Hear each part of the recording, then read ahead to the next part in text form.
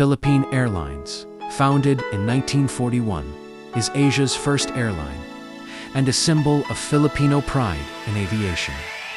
From its early propeller aircraft to modern wide-body jets, Philippine Airlines history reflects decades of growth, resilience, and progress.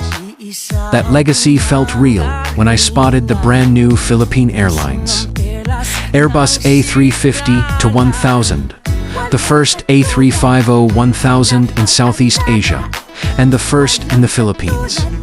Fresh from Toulouse, France, it arrived in Manila, marking a historic milestone and a bold step into the future for Philippine aviation.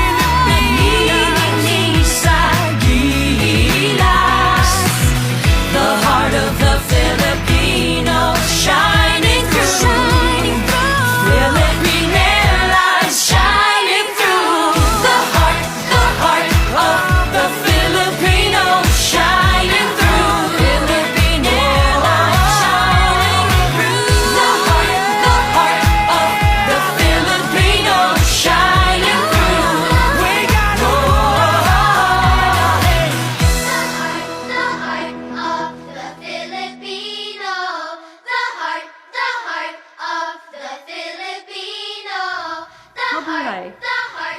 Mabuhay.